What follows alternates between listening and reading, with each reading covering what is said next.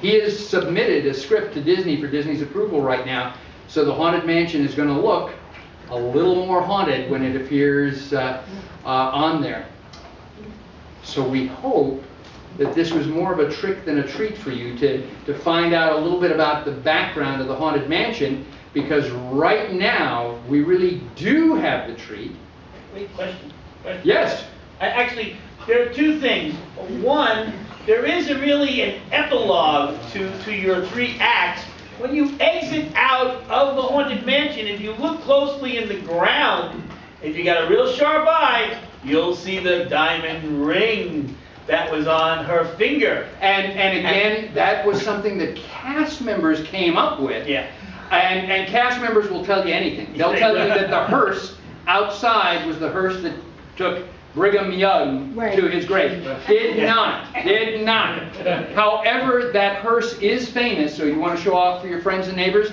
That hearse was rented from was actually bought from a movie storehouse, and in 1965 it appeared in the John Wayne film, The Sons of Katie Elder, which is where the 4 sons come back and their mother is laying in this hearse. Same one we got out there.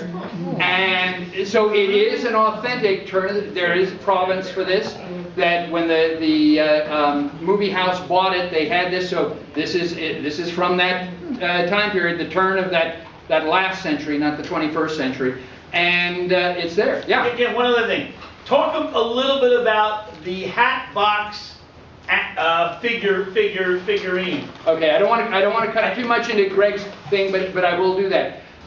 Yale, Gracie, and all worked on an awful lot of different illusions. One of the illusions in the attic was the hat box ghost. So you had a ghost, and he was carrying a hat box, and usually there are hats in a hat box. But he had worked out the illusion that the hat box's head would, ghost's head would disappear, and then it would appear in the hat box. And when they did that at the studio, it was tremendous. Everybody loved it. It worked. When they installed it at Disneyland for the test, they found that you cannot control where people are looking, and you couldn't get it dark enough. So sometimes he had both his head on his shoulders and in the hat box. Although one of the projects that Tony Baxter is working on now is solving that problem, so that in the next year or 2, it's slated to be included both in Disneyland and out here. Actually, I think Japan's paying for it. But that's one of the projects that I think that's one of the projects that Tony is working on. Great. So thank you for letting me share this.